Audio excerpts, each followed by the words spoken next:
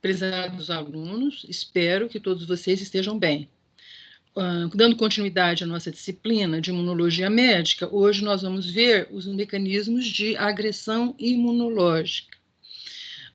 O sistema imunitário se desenvolveu para fazer a defesa do nosso organismo, mas como consequência dos processos que se desenvolvem nesse mecanismo de defesa, ocorrem lesões que nós vamos discutir hoje. E essas lesões são causas de doenças, como nós vamos ver na apresentação da aula de hoje. Então, vamos compartilhar os slides.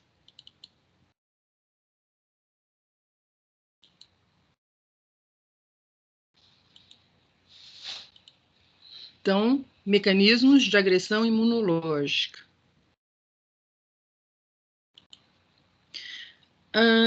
Vamos entender primeiro qual é a diferença entre imunopatologia versus autoimunidade. Então, como o nome já está dizendo, autoimunidade é quando uma resposta do sistema imunitário ocorre contra antígenos próprios, então, próprios imunidade. Então, por um mecanismo de erro, ocorre uma resposta imune contra antígenos próprios, causando uma doença. Então, é uma área inteira de especialidade que estudam as doenças autoimunes. Na imunopatologia, abrange a autoimunidade, mas é maior do que a autoimunidade. Então, na imunopatologia, são todos os mecanismos de resposta do sistema imunitário que acabam ocasionando lesão no organismo, seja essa resposta contra o antígeno próprio, que é o que estaria causando autoimunidade, ou contra um antígeno estranho, contra um patógeno, por exemplo. Então, a imunopatologia é um mecanismo maior, um termo maior que abrange todos os tipos de lesões que podem ocorrer, enquanto que as de autoimunidade são aquelas em que o antígeno é uma parte do nosso organismo, é um antígeno próprio. Então, para a classificação dos mecanismos de agressão imunológica, Gell e Cumbes fizeram essa classificação das lesões ocasionadas pelo sistema imune adaptativo, então, as respostas dependentes de linfócitos T e B, em 4 tipos de lesão. Então, as lesões do tipo 1, as lesões do tipo 2, a do tipo 3 e a do tipo 4. Nas lesões do tipo 1, que são as de hipersensibilidade imediata, as lesões são ocasionadas quando ocorre formação de anticorpos da classe IgE. Então, são muitas das doenças que ocorrem em doenças alérgicas. Então, a célula principal são os mastócitos e seus mediadores, principalmente as aminas vasoativas, lipídios mediadores e citocinas. Então, é a resposta de hipersensibilidade do tipo 1. Na do tipo 2 e do tipo 3, são anticorpos da classe IgM e IgG, que ocasionam lesão. A diferença entre a do tipo 2 e a do tipo 3 é que nas lesões ocasionadas pelo tipo 2, o antígeno para o qual esses anticorpos são formados é um antígeno específico. Então, por exemplo, uma hemácia, uma plaqueta, um antígeno da matriz extracelular. Então, os anticorpos se dirigem contra um determinado antígeno específico.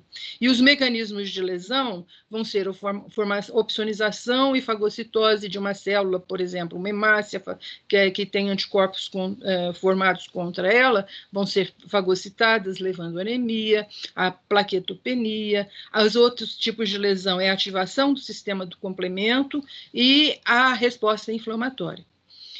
E outro tipo de lesão, ainda no tipo 2, são aquelas anormalidades relacionadas, por exemplo, com a função celular, como nós vamos ver daqui a pouco, quando o hormônio, o anticorpo se forma contra um receptor de hormônio, por exemplo. Então, na do tipo 2, os anticorpos IgM e IgG são formados contra antígenos específicos do nosso organismo. Na do tipo 3, são também anticorpos da classe IgM e IgG. Entretanto, esses anticorpos formam um imunocomplexo na circulação. Então, eu tenho um anticorpo, por exemplo, contra um determinado antígeno, e ele está na circulação, o imunocomplexo se faz na circulação com o anticorpo e o antígeno, e esse imunocomplexo, dependendo das suas características, ele se deposita no tecido. Então, aonde ele vai se depositar, vai ocorrer uma lesão, particularmente por ativação do sistema do complemento e a estimulação da resposta inflamatória naquele local. Aonde que ele vai se depositar? Naqueles locais de maior fluxo, de maior pressão de fluxo. Nós vamos discutir cada uma dessas doenças depois, particularmente voltando em cada uma delas. E a do tipo 4 é aquelas mediadas pelos linfócitos T. Então, são aquelas que vão ser mediadas pelos linfócitos T CD4 e aquelas mediadas pelos linfócitos T CD8. E a resposta vai ser aquela que nós já discutimos algumas vezes, como a ativação do macrófago, formando granuloma, ou a lesão de linfócito T, levando à lesão, à destruição da célula-alvo. Por exemplo, um hepatócito infectado com o vírus, um linfócito T destruindo o hepatócito. Vamos entender agora cada uma dessas particularmente, começando pela resposta de hipersensibilidade imediata. Então, aquelas dependentes de anticorpos da classe IgG.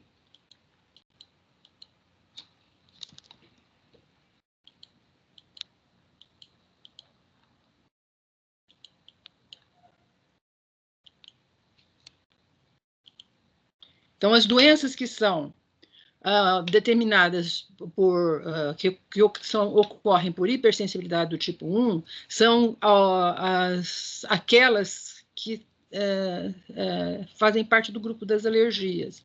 Por exemplo, a asma, as reações alérgicas a drogas, alergia alimentar, a rinite alérgica. Então, que essas doenças são causadas por pólen, por ácaros, por pelo de gato ou de animais. Então, vamos entender particularmente como ocorre o processo. Além disso, a urticária também é a perna de uma pessoa aqui mostrando as lesões de urticária, observe essas placas que se formam do processo alérgico, né? E com uma resposta de anticorpos da classe IgE, então as lesões urticárias. Então vamos entender como ocorre o processo de desenvolvimento da alergia e depois do quadro sintomatológico que ocorre com o paciente. Então, os fatores os alergenos, né? Então, alergenos são aqueles antígenos que vão causar o estímulo da produção de anticorpos da classe IgE, que vão ser patogênicos para um determinado paciente.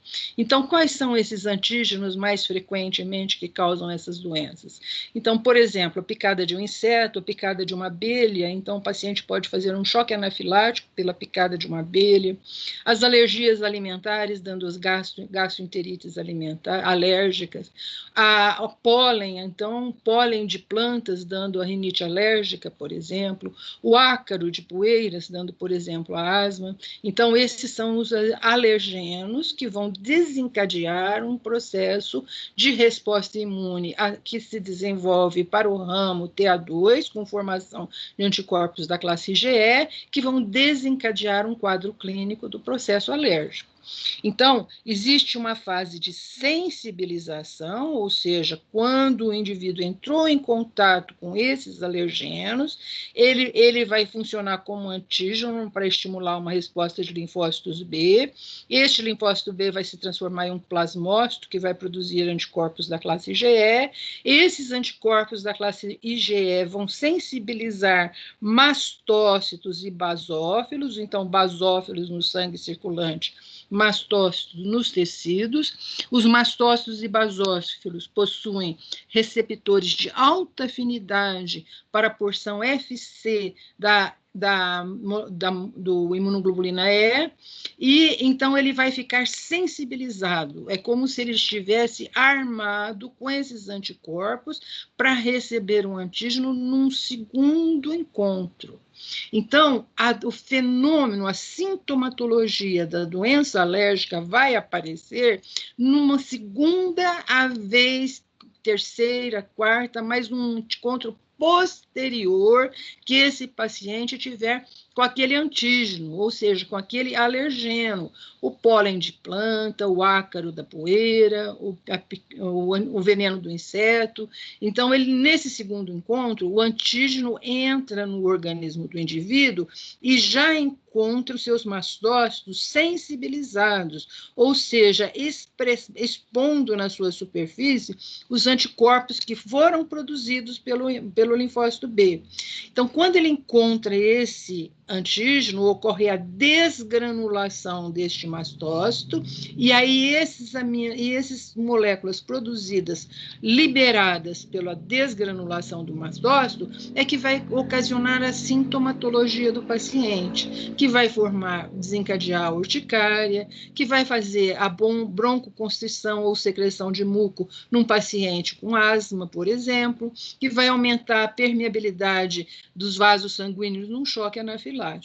Então, a sintomatologia vai ocorrer no mínimo num segundo encontro com esse antígeno ou alergeno que sensibilizou aquele linfócito B para produzir anticorpos da classe IgE.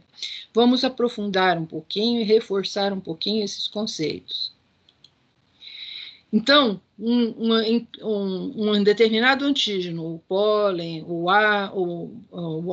as fezes do Dermatofagoides pteronicis, que é um ácaro, nós respiramos esse material ou nós ingerimos uma substância alergênica nos alimentos ou sofremos uma picada de abelha e aquele veneno entrou no nosso organismo.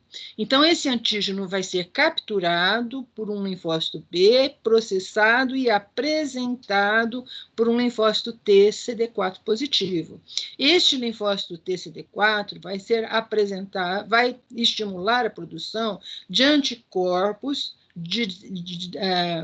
do ramo T auxiliar do tipo 2, que são anticorpos da classe IgE. Então, ele vai ativar esse linfócito B para se transformar num linfócito B, que vai se transformar num plasmócito produtor de anticorpos da classe IgE. E, além disso, vai manter uma população de memória desses linfócitos B específicos para esse antígeno. Então, num segundo encontro agora, então, numa segunda vez, então vamos passar por esse mesmo slide mostrando os detalhes. Então, no segundo encontro com o antígeno, ou seja, o alergeno, nós vamos, esse linfócito B já tinha produzido esses anticorpos que eram específicos para este alergeno que entrou no nosso organismo. E esses anticorpos sensibilizaram os mastócitos. Então, os mastócitos estão todos recobertos com anticorpos da classe IgE. Esses anticorpos, esses receptores, são de alta afinidade para esses anticorpos da classe IgE. Então, eles se ligam intensamente nesses anticorpos da classe IgE.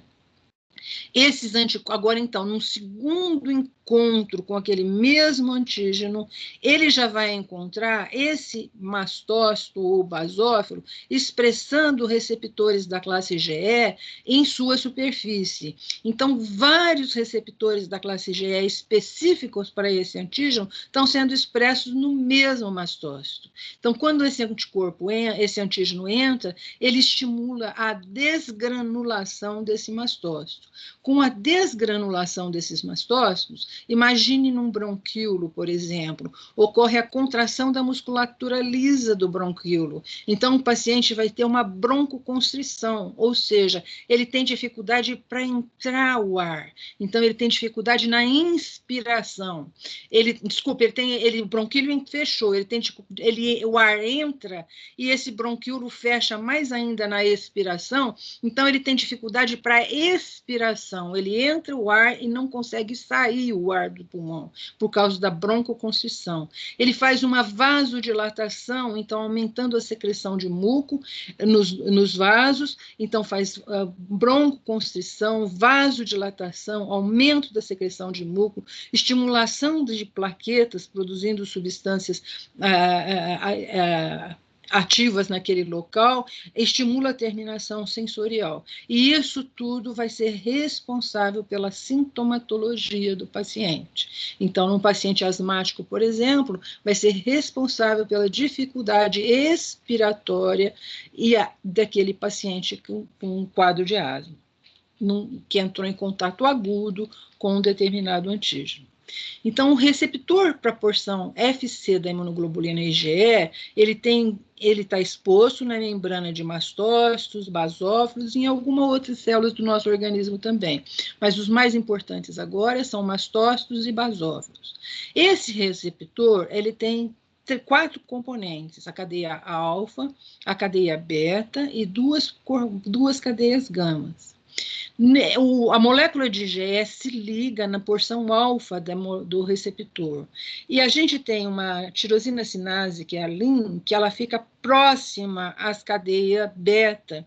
Então, quando a IgE se liga em várias moléculas contíguas de receptor de imunoglobulina, ela ativa a tirosina sinase para fosforilar o receptor e passar os ITANs dos receptores e passar o estímulo para dentro da célula.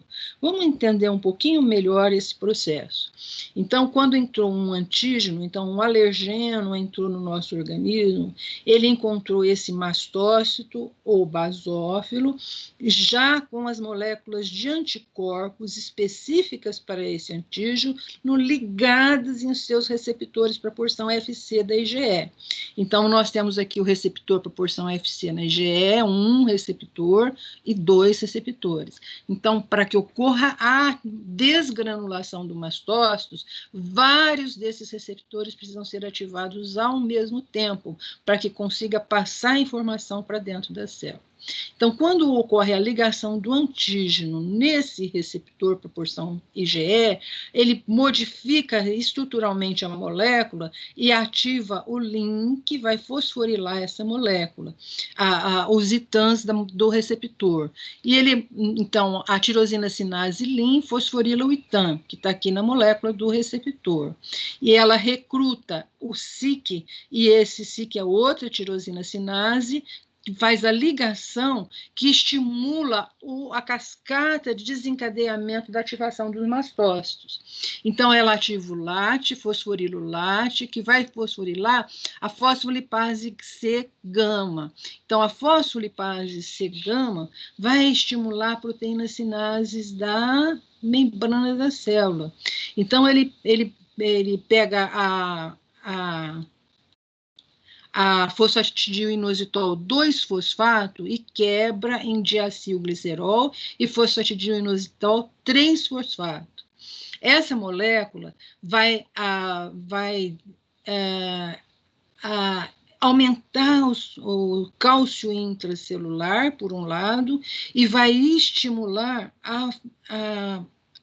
com que os grânulos previamente formados dentro desse mastócito consiga migrar, e ele estimula o SNAR, que é um outro complexo que faz a ligação com a membrana da célula. Então, essa ativação da fosfatidil-inositol 3-fosfato vai fazer com que o grânulo seja eliminado, ou seja, estimula a exocitose desses grânulos. Então, as moléculas que estavam prontas dentro dessa célula, ela vai ser liberadas para o meio ambiente. Então, ela libera o conteúdo dos grânulos. Isso ocorre em minutos após o contato com aquele antígeno. Então, o processo de desgranulação dos mastócitos é um evento muito rápido. Em questão de 5 a 10 minutos, nós já temos a desgranulação dos mastócitos no local onde for aquele fenômeno que o paciente for alérgico àquele antígeno. Então, pode ser um quadro de asma, se for um antígeno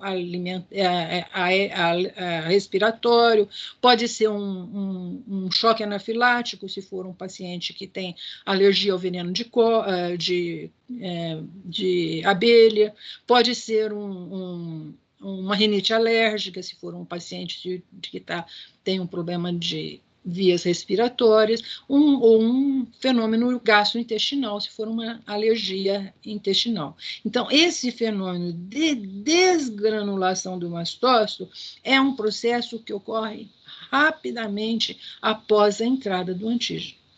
Ao mesmo tempo, essas vias intracelulares estão estimulando também dois outros mecanismos. Então, o RAS, MAP, sinase são ativados, que estimula a fosfolipase A, que vai pegar os lipídios de membrana e ativar o metabolismo do ácido araquidônico. No metabolismo do ácido araquidônico, eu vou ter formação da prostaglandina D2, dos leucotrienos. E esses lipídios, esses mediadores lipídicos, vão formar a resposta de anafilaxia um pouquinho mais tardia.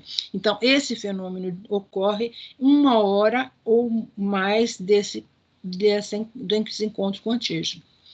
Ao mesmo tempo, ocorre a ativação dos mecanismos intracelulares que vão estimular a produção de citocinas inflamatórias. Então, ocorre ao mesmo tempo a ativação das vias de transcrição que vão no núcleo da célula, que vão estimular a produção de citocinas inflamatórias, como, por exemplo, o fator de necrose tumoral.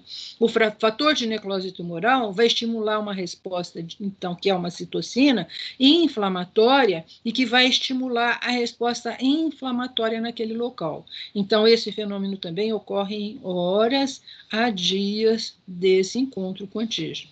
Então, um paciente que teve um contato com um alergeno, imagine um paciente com asma, na fase inicial ele vai ter a sintomatologia pela desgranulação dos mastócitos, mas esse processo vai ser mantido por horas a dias pela resposta de ativação do metabolismo do ácido araquidônico, formando mediadores lipídicos, e a ativação das citocinas inflamatórias, que é a produção de citocinas inflamatórias, então fazendo um processo inflamatório no local alvo daquele alergeno que está entrando naquele organismo.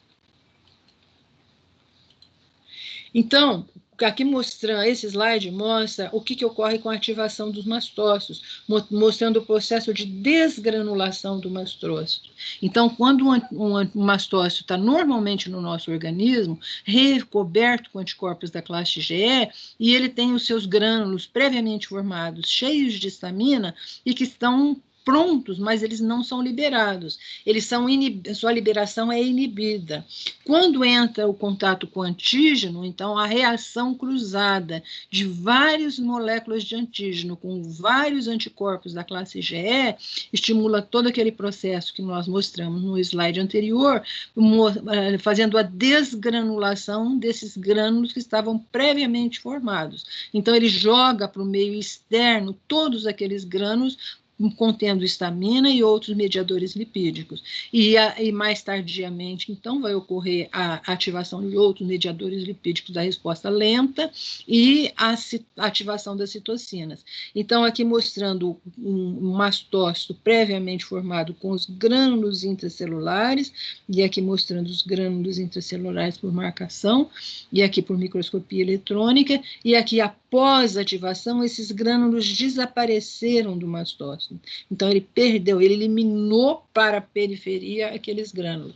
E essas substâncias é que vão ser responsáveis pela sintomatologia do paciente, que é a resposta da musculatura lisa, da resposta vascular, que é a relação imediata pela ação da histamina, e algumas horas depois pelos mediadores lipídicos, e mais tardiamente pela resposta inflamatória causada pelas citocinas. Então, aqui mostrando, hora que ocorre a desgranulação desse mastócito, então as aminas biogênicas, por exemplo, a histamina, vão estimular a vasodilatação no local onde está ocorrendo aquele processo e a extravasamento de líquido naquele local. Então, imagine um pulmão de um paciente com asma, vai ocorrer extravasamento de líquido para dentro do alvéolo pulmonar, dificultando a respiração daquele indivíduo. Se for no intestino dentro da luz intestinal. Se for num choque anafilático, dentro do vaso sanguíneo. Todos os vasos sanguíneos estão sendo ativados ao mesmo tempo. Além disso, os mediadores lipídicos, então, fator ativador de plaqueta, prostaglandinas e leucotrienos, vão estimular também a broncoconstrição, agravando ainda mais o quadro do paciente. Então, ele já tem a vasodilatação, ele já tem extravasamento de líquido para dentro do alvéolo e ainda mais ainda com a broncoconstrição dificultando a respiração daquele paciente. E esses mediadores lipídicos vão aumentar a motilidade intestinal, então a sintomatologia da gastrointestinal do paciente é ocasionada pela hipermotilidade intestinal. As citocinas que são produzidas, como, por exemplo, o fator de necrose tumoral e os mediadores lipídicos, vão estimular também a resposta inflamatória. Então, no início, é apenas um processo de vasodilatação e broncoconstrição, mas mais tardiamente ocorre o processo inflamatório naquele local. Além disso, tem as enzimas que são produzidas pelos mastócitos e basófilos, como, por exemplo, a triptase, que leva à lesão tecidual. Então, numa fase inicial é apenas vasodilatação e numa fase tardia tem inflamação e lesão tecidual. Nos eosinófilos, que também são ativados e também estimulam a desgranulação dos eosinófilos, vai ocorrer a produção de, se esse fenômeno estivesse ocorrendo num eosinófilo para defesa na larva de um euminto, esse processo estaria ocasionando a morte do euminto. Mas se esse fenômeno for em resposta a um processo alérgico, então em resposta a um alergeno que entrou no nosso organismo, ele vai produzir a lesão e o dano tecidual. Então, nós teremos, então, uma resposta imediata, que é a da exposição ao alergeno, e essa sintomatologia do paciente vai ocorrer na primeira hora, então, em 10 minutos, 5 a 10 minutos, eu já tenho a liberação de histamina, começando a sintomatologia, e esse processo vai ser mantido na fase tardia da doença pelos mediadores lipídicos e as citocinas inflamatórias. Então, mostrando aqui um corte histopatológico, mostrando aqui a congestão vascular, os mastócitos desgranulando no tecido, causando congestão vascular, e o edema tecidual. E aqui mostrando a infiltração de eosinófilos posteriormente nesse processo. Então, reforçando esses conceitos. Então, inicialmente, nós temos um alergeno que entrou no nosso organismo, aqui está sugerindo pólen. Esse antígeno vai ser capturado por uma célula dendrítica, que vai estimular um linfócito T imaturo, e ele vai se transformar num linfócito T que vai estimular um linfócito B quando ele encontrar com esse antígeno, e esse linfócito vai produzir anticorpos do ramo T auxiliar do tipo 2. Esse linfócito B vai passar a produzir, vai se transformar num plasmócito, produtor de anticorpos da classe IgE. Esses anticorpos da classe IgE vão sensibilizar os mastócitos e basófilos do nosso organismo. Quando encontrar, então, uma exposição repetida do alergeno, por isso que um paciente tem a sintomatologia alérgica, ele tem um quadro e melhora, depois ele tem a sintomatologia de novo, entra em outra crise, novamente quando ele entra em contato com o antígeno, ele tem outra crise quando entra em contato com o antígeno, e é assim em qualquer uma das doenças alérgicas. Então, o paciente vai ter crise cada vez que ele encontrar com o antígeno novamente. Então, quando ele encontrar com esse antígeno, os mastócitos vão estar recobertos com anticorpos da classe IgE, e eles vão ser ativados e vai haver a liberação dos mediadores ativos. Então, na fase inicial, a histamina e as aminas vasoativas e os mediadores lipídicos, que vão ser responsáveis pela hipersensibilidade imediata, ou seja, que ocorre em minutos após a exposição repetida ao alergeno.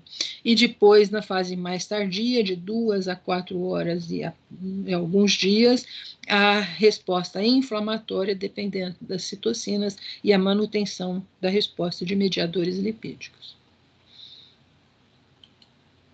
Então, o teste de hipersensibilidade imediata que se faz nos pacientes com doenças alérgicas, em que se está procurando qual que é o alergeno que está causando aquela doença, é aquele teste que a gente chama de teste de hipersensibilidade imediata. Imediata por quê? Porque a resposta está ocorrendo imediatamente. Então, a leitura do teste ocorre em 10 minutos após a aplicação do antígeno. Lembra que nós discutimos o teste de hipersensibilidade retardada, em que a leitura de um antígeno que era injetado intradermicamente na pele de um paciente ocorria após 48 a 72 horas e dependia da resposta de linfócitos TCD4 específicos para aquele antígeno, que infiltravam o tecido naquele local. Por exemplo, uma resposta ao Mycobacterium tuberculose, no teste intradérmico para PPD, para o Mycobacterium tuberculose. Aquele, então, era um teste de hipersensibilidade retardada. Neste teste aqui, para alergia, para diagnosticar quais são os antígenos que estão possíveis alergenos que estão causando a doença num determinado paciente, é um teste de hipersensibilidade imediata, ou seja, se injeta na pele de um paciente os antígenos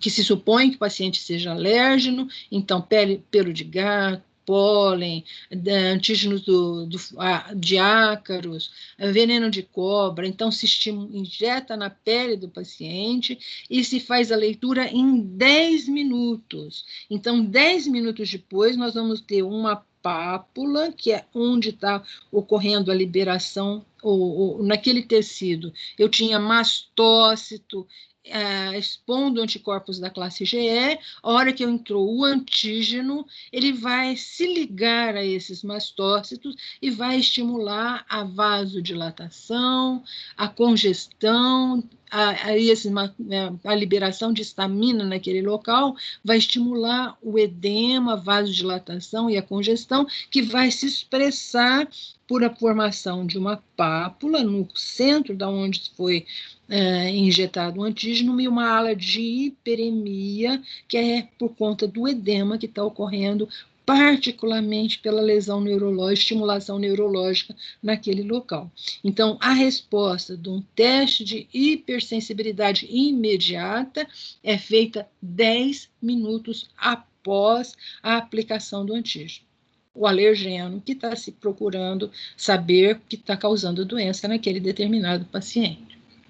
Então, nós entendemos um pouquinho de como que é a resposta de hipersensibilidade imediata do tipo 1, que é responsável pelas doenças, principalmente as doenças alérgicas nos pacientes.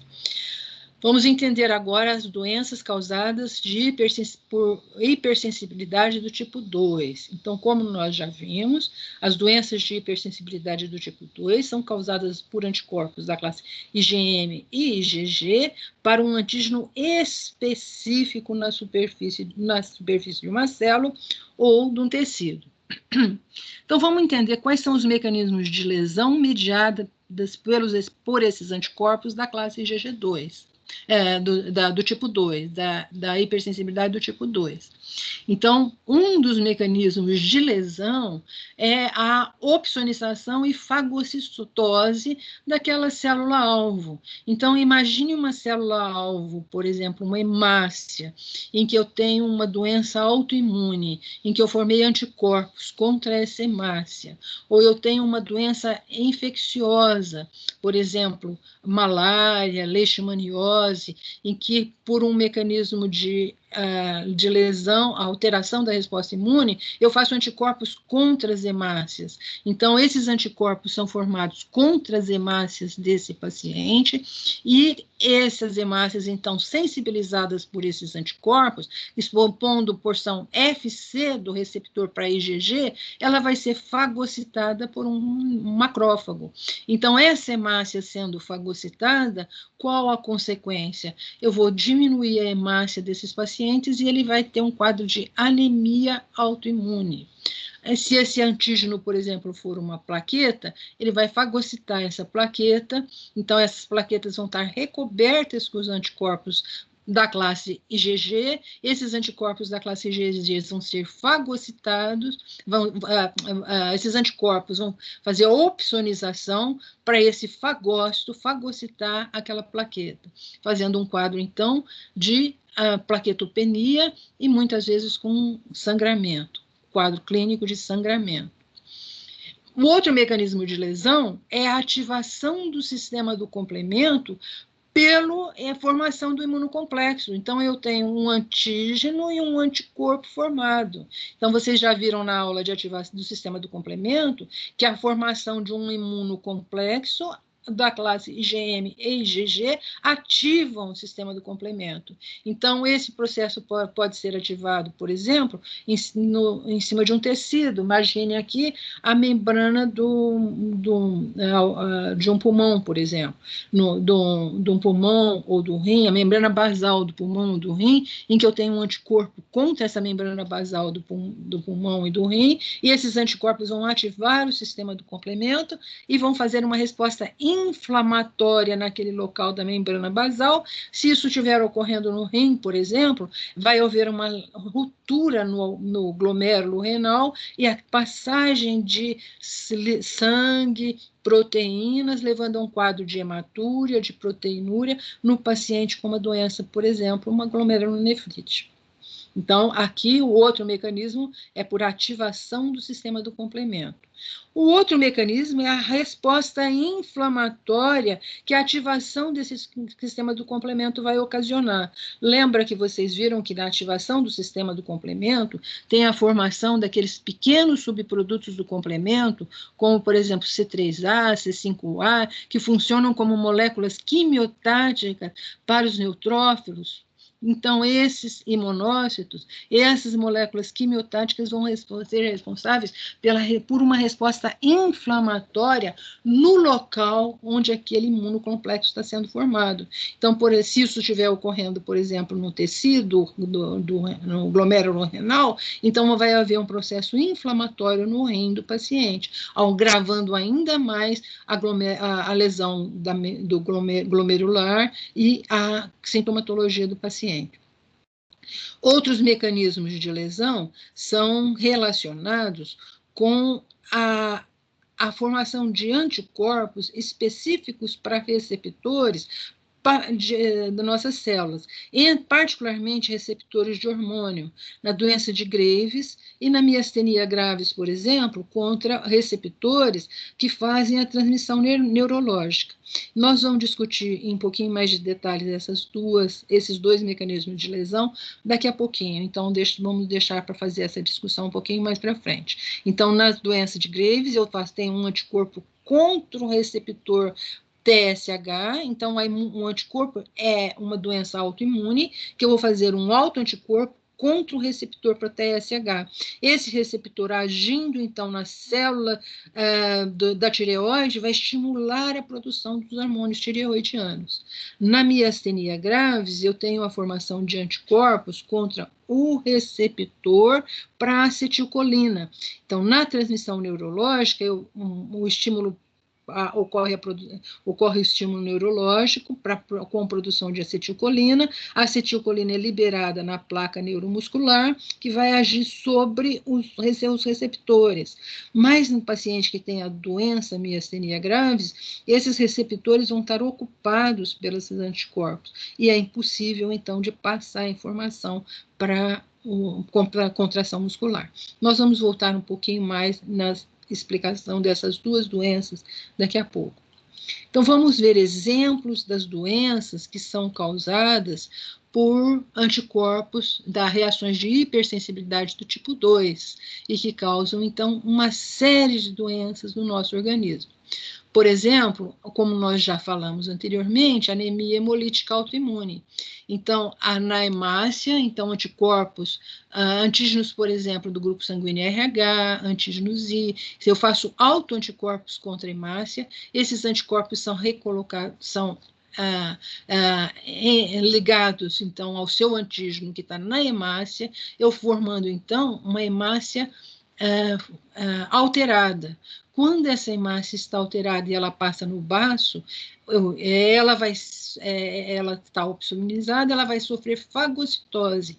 Então, eu vou ter a hemólise e a fagocitose intensa dessas hemácias, eventualmente hemólise, e a consequência disso vai ser um quadro de anemia. Então, um paciente que tem uma doença de anemia autoimune, ele vai ter uma sintomatologia clínica de anemia. E o diagnóstico laboratorial desse paciente vai ser pelo teste de Cumbis, que vocês vão ver nas aulas práticas. Então, o teste de Cumbis detecta que tem anticorpos ligados nas hemácias. Outra doença que é ocasionada por autoanticorpos são anticorpos contra a plaqueta. E o paciente vai ter um quadro clínico de trombocitopenia púrpura trombocitopênica autoimune. Então, nesse paciente com púrpura trombocitopênica autoimune, ele faz anticorpos contra as suas plaquetas. Então, esses anticorpos contra as suas plaquetas vão sensibilizar essa plaqueta para a fagocitose.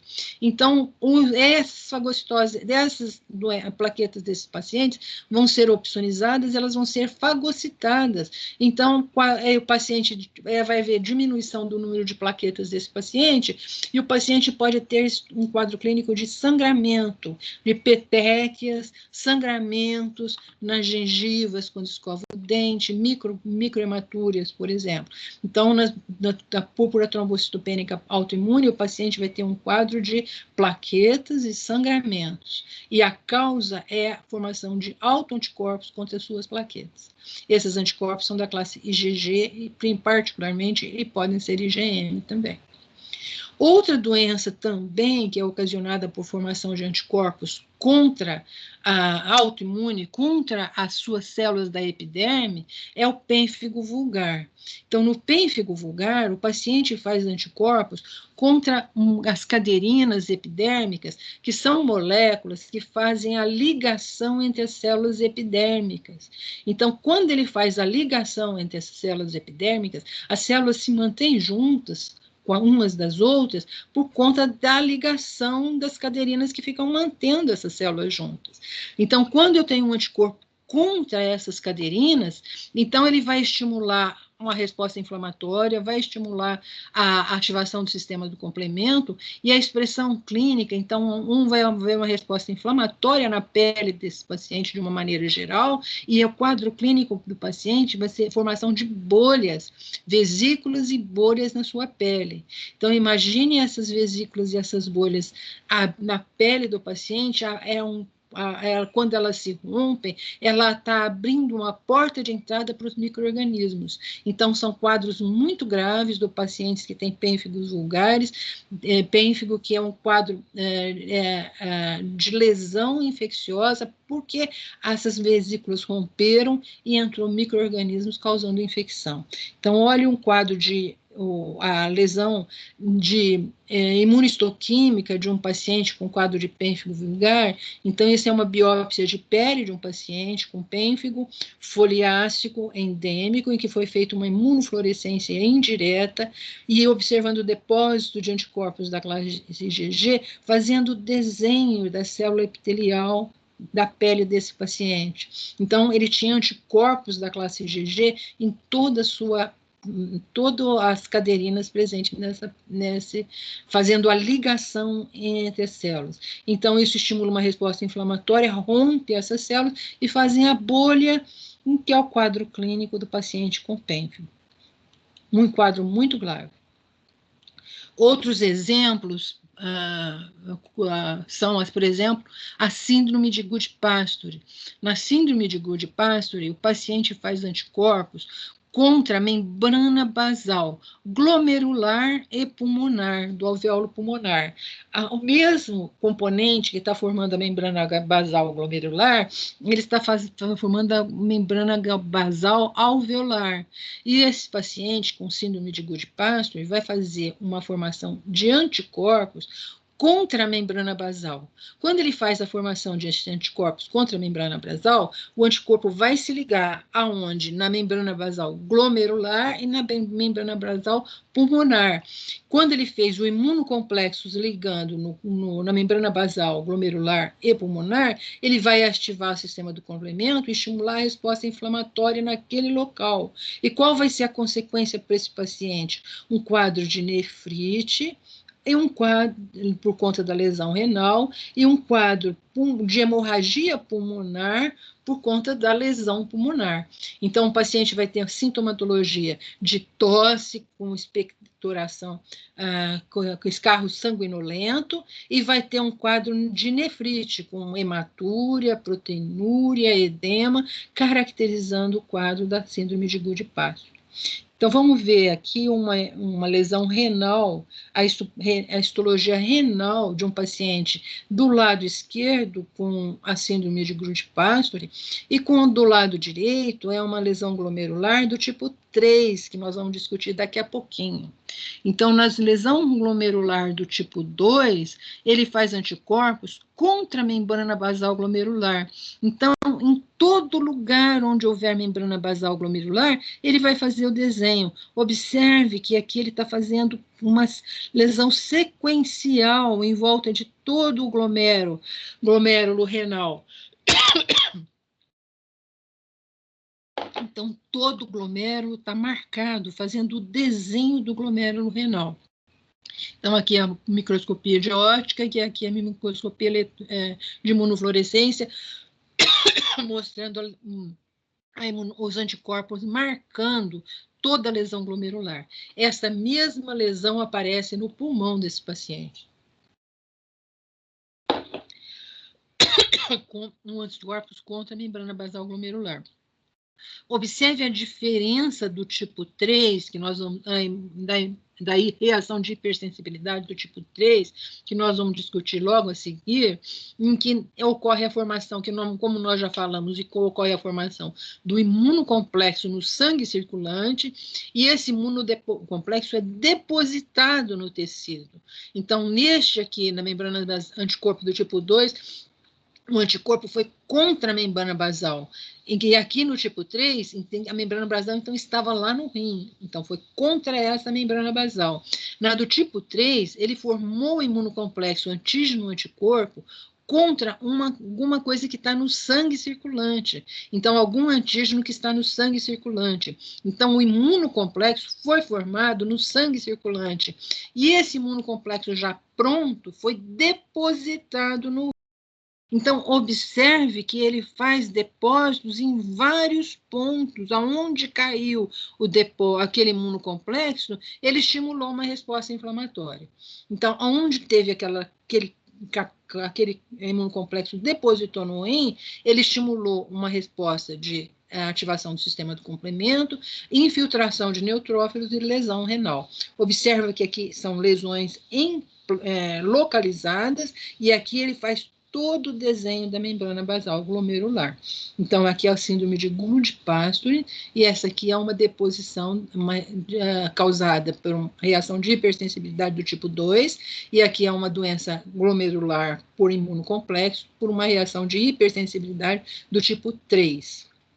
Nós vamos voltar a essas respostas daqui a pouquinho. Então, outras doenças que são causadas pelas reações de hipersensibilidade tipo 2, é a febre reumática. O que acontece no paciente com febre reumática? Então, um paciente que é geneticamente predisposto a ter um quadro de febre reumática, quando ele tem uma infecção pelo streptococo, ele faz anticorpos contra a parede celular do streptococcus. Só que esses anticorpos contra a parede celular dos streptococos reagem cruzado, então tem uma reação cruzada com antígenos presentes no coração, particularmente no miocárdio, mas podem estar no endocárdio, miocárdio e pericárdio. Então, ele tem anticorpos que se formam contra o coração daquele paciente. Então, imagine uma válvula cardíaca que tem que estar fazendo um movimento de abertura e fechamento 80 vezes por minuto, em média, num determinado paciente normal.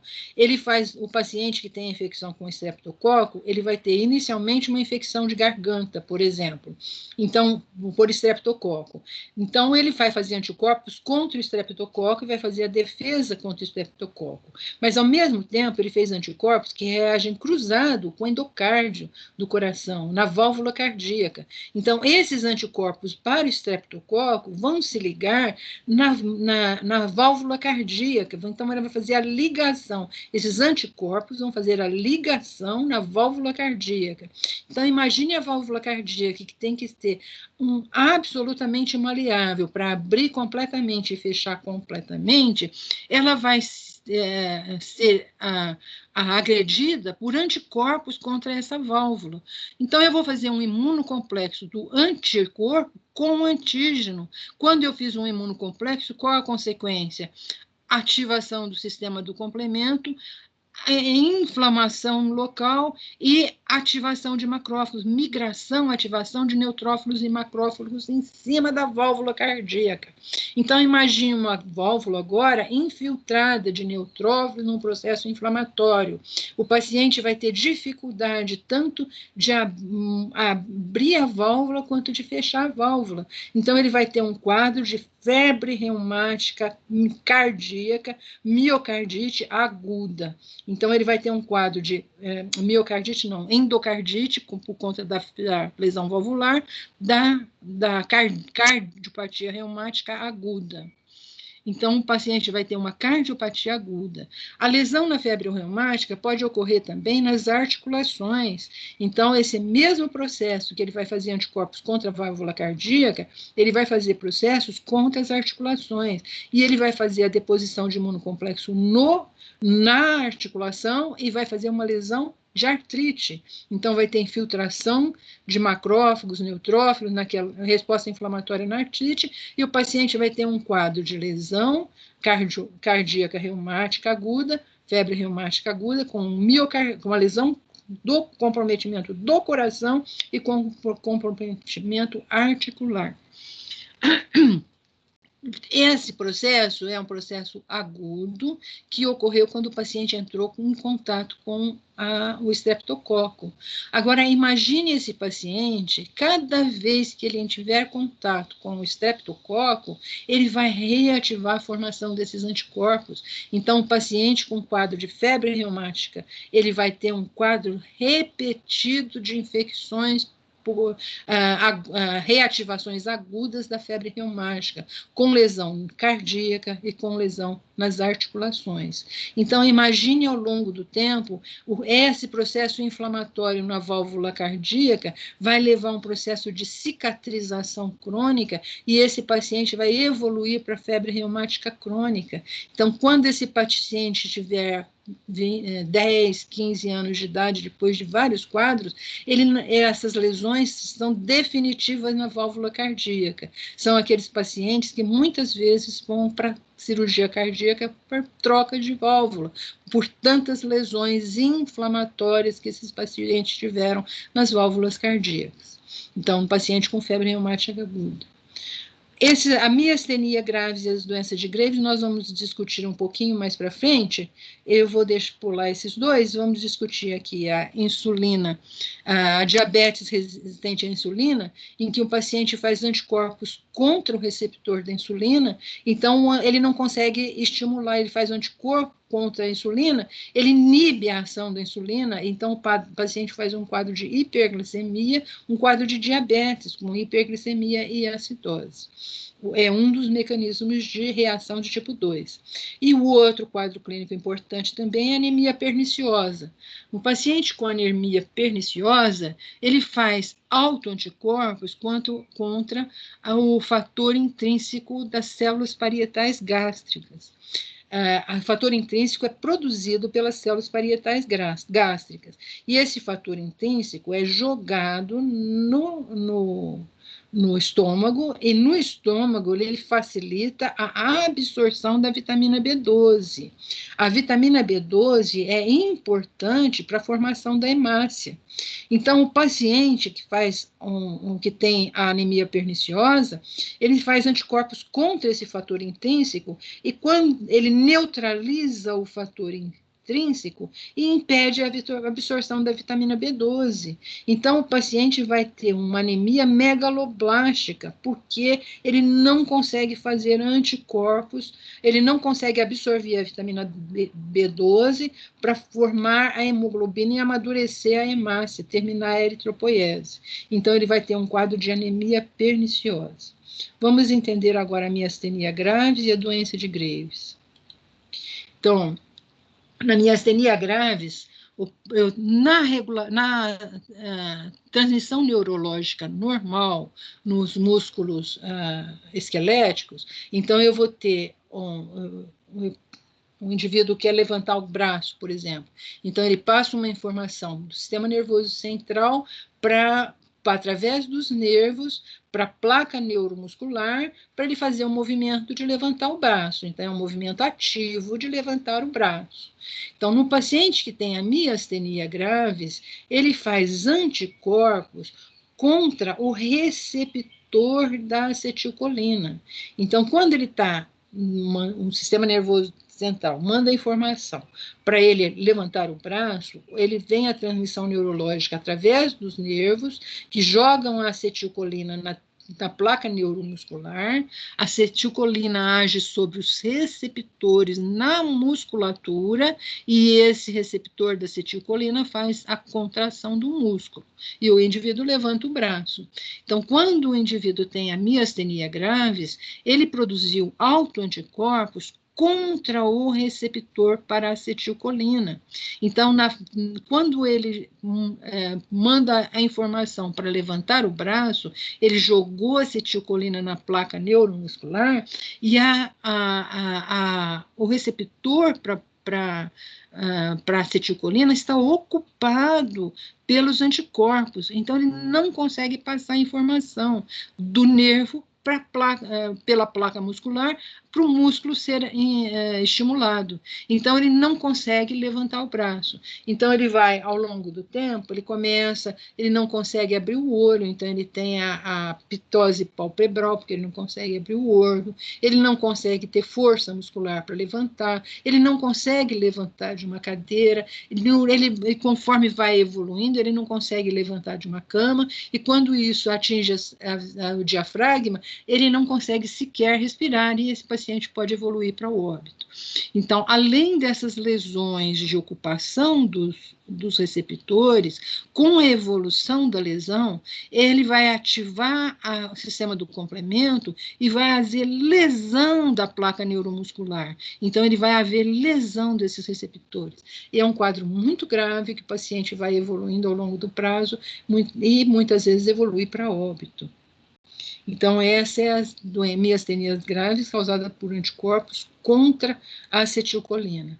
Na doença de Graves, que é um quadro de hipertireoidismo, o que acontece com o paciente? Numa situação normal, todos nós produzimos o hormônio tireoidiano através do estímulo através da pituitária, que produz então hipófise ou pituitária, que produz o hormônio TSH. O TSH vai estimular, ele vai estimular o seu receptor na célula da tireoide, e o estímulo passado pelo TSH na célula da tireoide estimula a produção dos hormônios tireoidianos, que tem muitas funções no nosso organismo.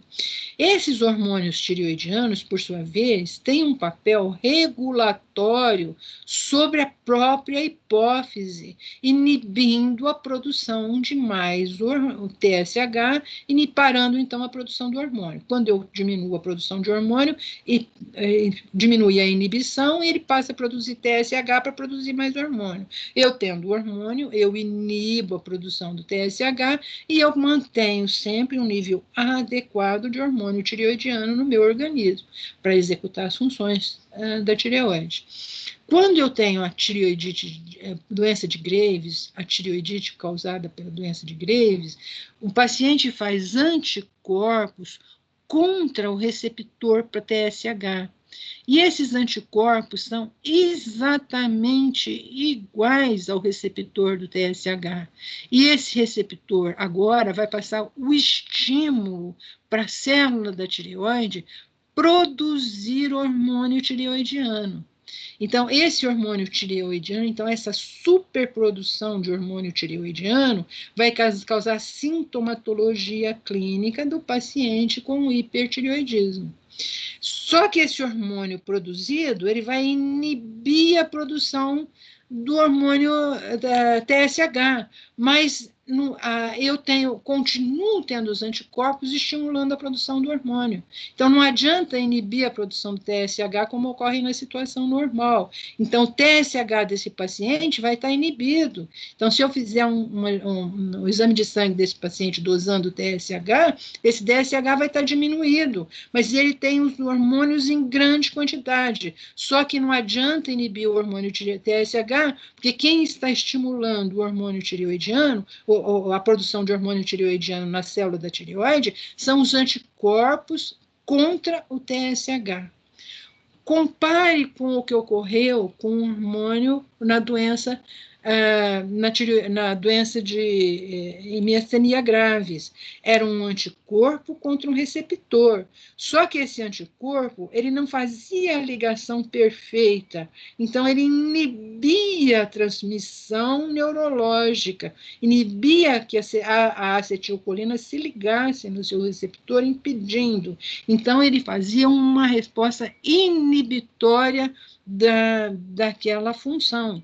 Enquanto aqui no hormônio tireoidiano, ele tem uma relação perfeita, como se fosse o próprio TSH. Então, ele está passando o estímulo. Então, aqui ele está induzindo uma doença por estimular o hormônio, enquanto na anterior ele estava produzindo doença por inibir a produção o estímulo através do receptor. E aqui ele está ativando o receptor.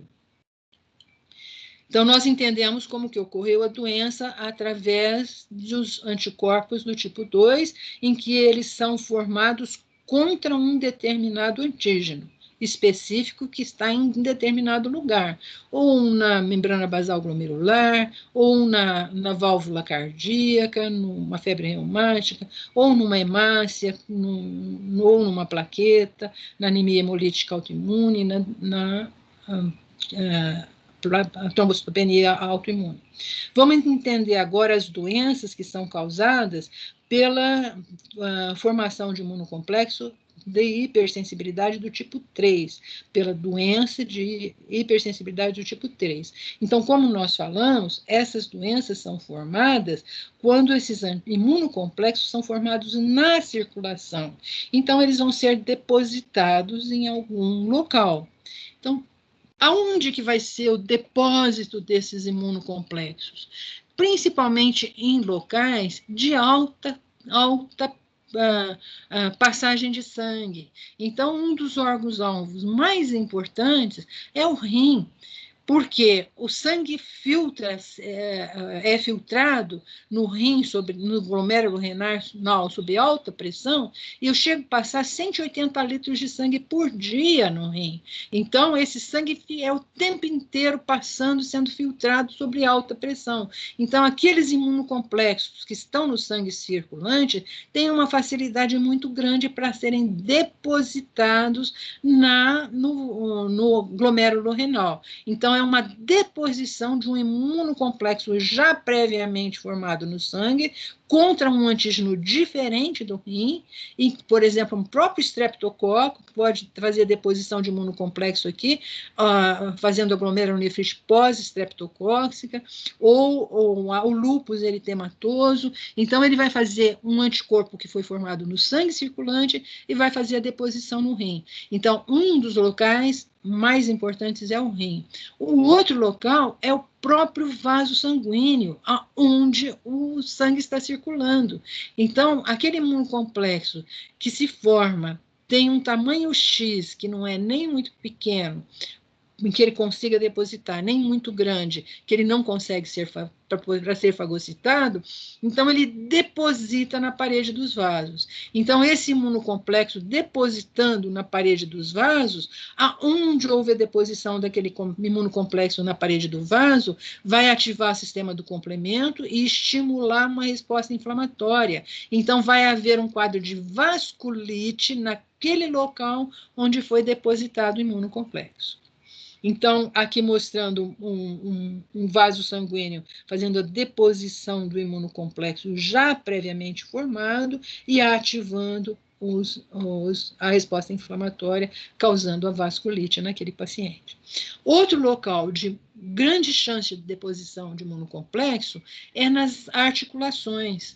Então, como as articulações, o líquido da articulação é um ultrafiltrado, então ele tem que fazer uma filtração do sangue para fazer o líquido intersticial da articulação. Então, nossa articulação se tem um movimento perfeito, porque ele tem o líquido intersticial, que fica recobrindo toda a articulação.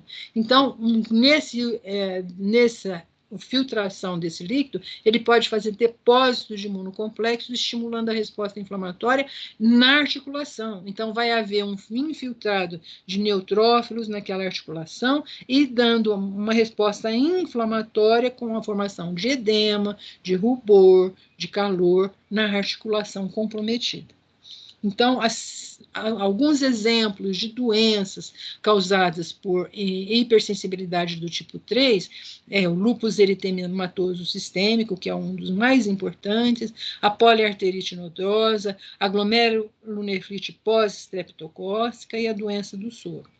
No lúpus ocorre a formação de autoanticorpos contra DNA, contra nucleoproteínas e outras moléculas que se formam, que são produzidas e são liberadas no sangue circulante. Então, esses anticorpos vão se formar contra essas moléculas, contra esses antígenos, e esses imunocomplexos formados vão se depositar no rim, nas articulações, nos vasos, fazendo um quadro clínico do paciente com o lúpus eritematoso sistêmico, que vão apresentar um quadro de nefrite, com hematúria, proteinúria, edema, um quadro de artrite, que pode acometer várias articulações, com rubor, calor, dor nas articulações, e vasculite, aonde depositou nos vasos sanguíneos, nós vemos a expressão de a gente vê na pele, um quadro de vasculite, onde depositou, vai ter uma pápula com rubor, com calor, com dor, naquele local onde foi depositado o antígeno. Outro quadro clínico importante é a poliarterite nodosa, que um paciente faz anticorpos contra o vírus, antígeno de superfície do vírus da hepatite B, e faz deposição nos vasos sanguíneos. Na poliarterite nodosa, essa deposição é como se fosse um rosário de contas. Então, você passa a mão no braço do paciente, você vê um quadro como se fosse um rosário de contas. Ele tem várias lesões de vasculite. Então, onde se depositou esse imunocomplexo, fez um quadro de vasculite. Outro quadro clínico importante é a glomerulonefrite pós-streptocócica. Então, os estreptococos, como nós já vimos, podem dar a febre reumática quando eles fazem anticorpos que reagem cruzado com a válvula cardíaca. Mas ele pode causar uma glomerulonefrite, são cepas diferentes dos estreptococos, e essas na glomerulonefrite pós-streptocócica, ele vai formar um imunocomplexo com o antígeno do estreptococo no sangue circulante, e esses imunocomplexos vão ser depositados na membrana basal glomerular.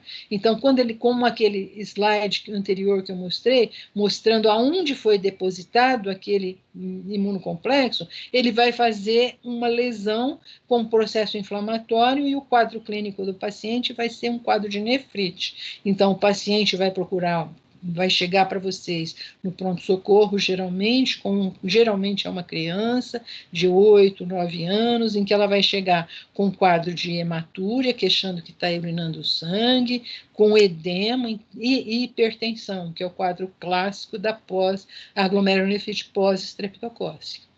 Outra doença é a doença do soro, em que vai fazer anticorpos contra vários antígenos e vão se depositar, fazendo um quadro de artrite, vasculite e nefrite. Vamos entender um pouquinho melhor o que é a doença do soro. Então, na doença do soro, é uma doença que ocorre após o paciente ter tomado um soro não autólogo, então um soro produzido, por exemplo, em cavalo, porque sofreu uma picada de cobra, por exemplo, porque teve um quadro de difteria, ele teve que tomar soro antidifitérico, que é produzido em cavalo. Ou então, em algumas vezes, quando ele tem um quadro de tétano e ele tomou um soro antitetânico produzido em cavalo. Hoje em dia, a maior parte dos soros antitetânicos produzidos em seres humanos. Então, indivíduos são estimulados com a vacina antitetânica e utilizam o soro de pacientes para evitar a doença do soro.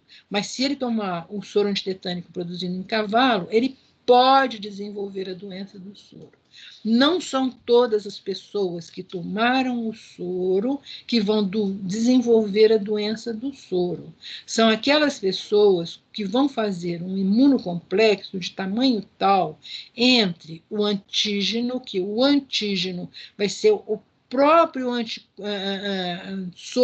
anticorpo contra o veneno da cobra, o anticorpo contra o soro antidifitérico, o anticorpo contra o soro antitetânico que foi produzido no cavalo. Então, esse é um anticorpo estranho. Então, quando ele teve a doença, foi picado por uma cobra e recebeu o soro antiofídico, ele recebeu um antígeno, que é um anticorpo que vai ser reconhecido como um antígeno, porque é diferente dos anticorpos humanos. Então, ele vai fazer um anticorpo contra o anticorpo de cavalo. Então, eu vou ter o antígeno, que é o anticorpo do cavalo, e o anticorpo que vai ser formado no paciente é um anticorpo contra esse anticorpo do cavalo. Então, quando ele recebeu o tratamento para a picada de cobra, ele retinha o antígeno, que é o próprio anticorpo do soro do cavalo, e ele vai formar um imunocomplexo, porque ele vai formar anticorpos contra esse antígeno do cavalo.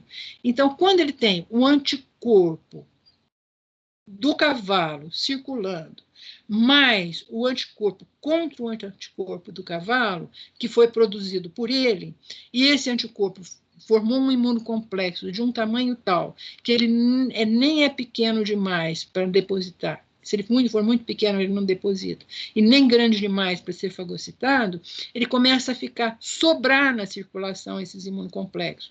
E como ele é de um tamanho intermediário, ele é capaz de depositar, ele vai se depositar. E aonde ele vai se depositar? Nos mesmos lugares que nós já falamos, na articulação, fazendo uma artrite, no rim, fazendo uma glomerulonefrite, e nos vasos, fazendo uma vasculite. Então, uma semana depois, 10 dias depois desse indivíduo ter recebido o soro do cavalo, ou porque tomou uma picada de cobra, ou soro antidifitérico, ou soro antiofídico, por exemplo, ele fez os imunocomplexos e ele vai ter agora aparecimento da sintomatologia clínica da doença do soro, que vai ser a vasculite, a nefrite e a artrite. Então, que vai ser produzida uma semana a 2 semanas após a aplicação do soro.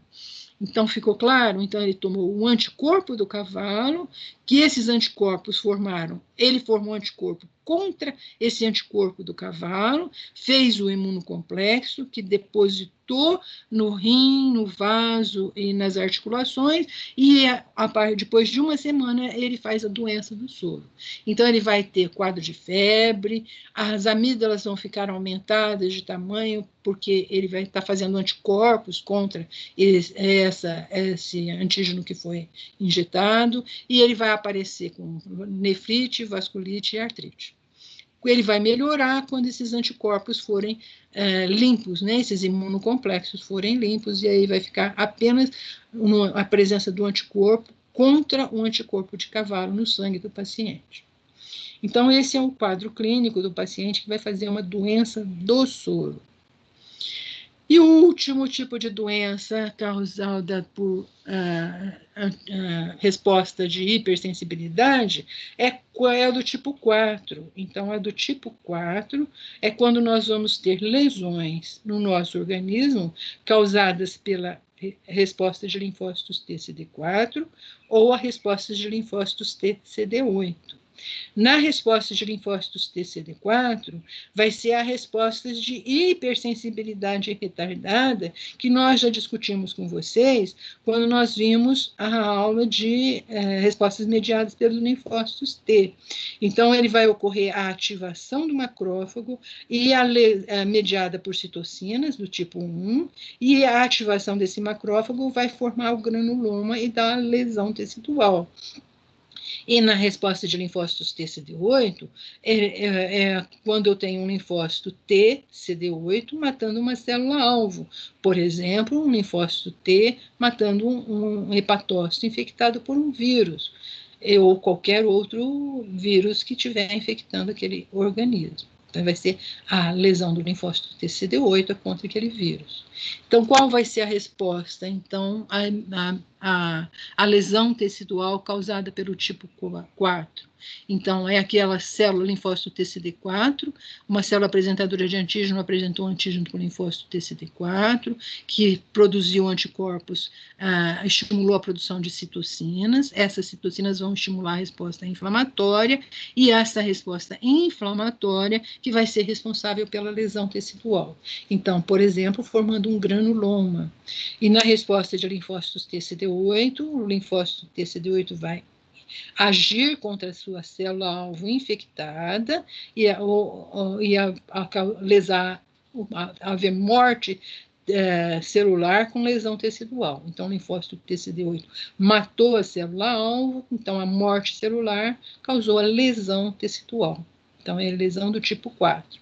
Então, na lesão do tipo 2, é a formação do granuloma, como nós já vimos na aula anterior, em que o granuloma vai ocorrer formação do granuloma com as células-alvos e macrófagos ativados, as lesões, o micro-organismo infectante aqui no meio, pode ser, por exemplo, o Mycobacterium tuberculose, o Mycobacterium lepre, uma leishmania, e vai fazer o granuloma em volta dessa leishmania, e essa granuloma é que vai fazer a lesão tecidual. Por exemplo, no pulmão de um paciente com tuberculose, a lesão pulmonar vai ser ocasionada pelo granuloma formado em volta daquela lesão. A úlcera da leishmaniose vai ser causada pela formação do granuloma em volta daquele leishmania no tecido. Ela vai destruir a leishmania, mas vai destruir o tecido também. Então, é a lesão de hipersensibilidade do tipo 4. Aqui, como nós já mostramos, é um teste de hipersensibilidade retardada de um paciente que tem um linfócito T específico para o Mycobacterium tuberculose, então dando uma grande resposta de linfócitos T CD4 positivo específico para aquele antígeno. Então, diferente do slide que nós mostramos anterior, com um paciente que tinha uma resposta de hipersensibilidade imediata, naquele paciente nós lemos com 10 minutos, a 10 minutos já tinha uma resposta da pápula.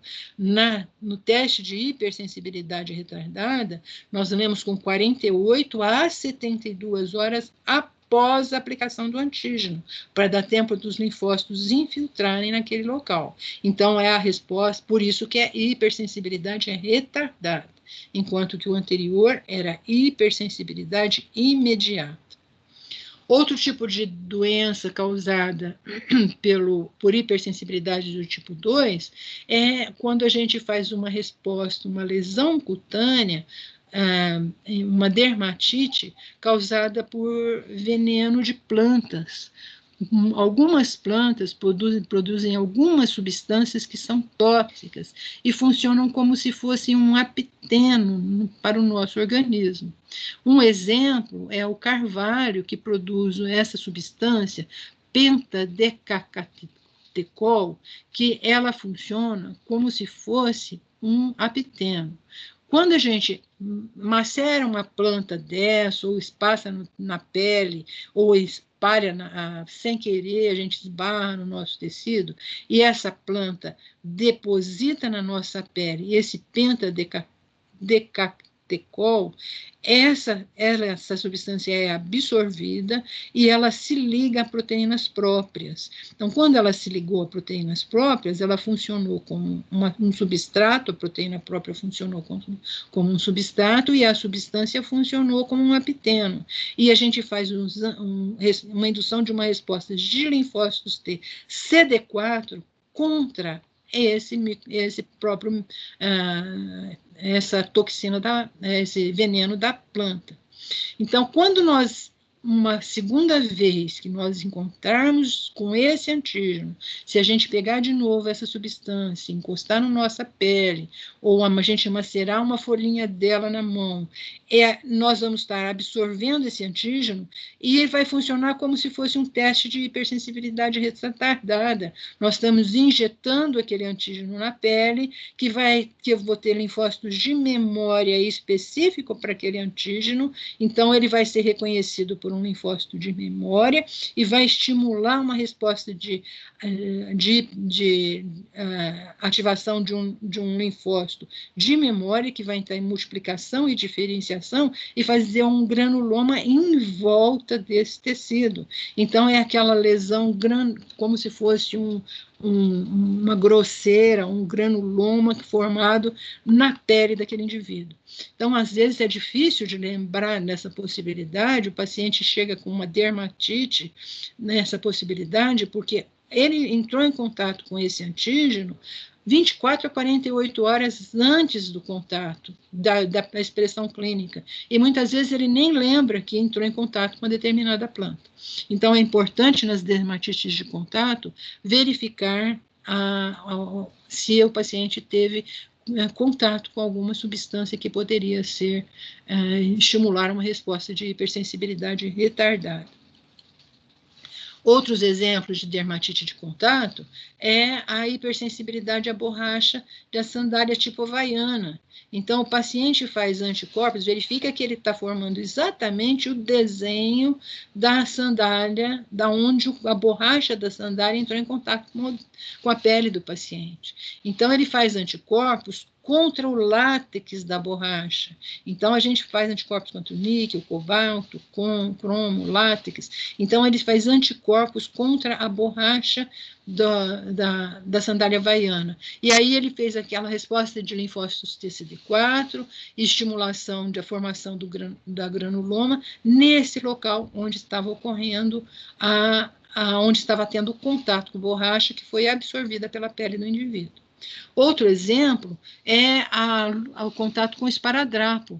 Então, um paciente fez alergia à borracha do esparadrapo. Então, aonde encostou o esparadrapo, o paciente fez uma reação de hipersensibilidade retardada ao esparadrapo. Outro exemplo é um paciente que fez alergia a um anel que era feito em níquel. Então, aqui é a marca do anel no dedo do paciente. Então, é também uma reação de hipersensibilidade retardada, do tipo 4. Outro tipo de exemplo é aquela reação ao cromo, ao cobalto, ao níquel, presente nas bijuterias. Então, aqui mostrando uma paciente que está fazendo alergia ao brinco. Então, fazendo uma resposta de hipersensibilidade retardada, dando a doença clínica do paciente, uma dermatite de contato. O dermografismo não é uma doença de dermatite de contato, nem dependente de anticorpos da classe IgE. Um paciente que tem um dermografismo, observe que ele está escrito aqui, olha, aonde ele escreveu aparece exatamente escrito onde ele fez uma pressão maior na pele, houve desgranulação de mastócitos por uma sensibilidade do mastócitos. Então, os pacientes que têm dermografismo são pacientes cujo mastócito é hipersensível à estimulação. Então, existe também um quadro clínico de dermatite, que fazem um quadro parecido a uma dermatite, que tem edema e faz essa expressão semelhante por estímulo ao calor e ao frio, mas isso não é um fenômeno imunológico como os anteriores que nós mostramos. É apenas uma hipersensibilidade dos mastócitos desse paciente que fazem uma desgranulação nos pontos de contato. Então, nós vimos, então, na aula de hoje, as reações de hipersensibilidade do tipo 1, do tipo 2, do tipo 3 e do tipo 4, e exemplos, quais são os mecanismos fisiopatológicos e os exemplos de doenças específicas. Vocês vão ver que muitas dessas doenças vocês vão encontrar na clínica e os mecanismos fisiopatológicos são imunomediados. Então, terminamos a aula de hoje e nos encontramos em próximas aulas da disciplina.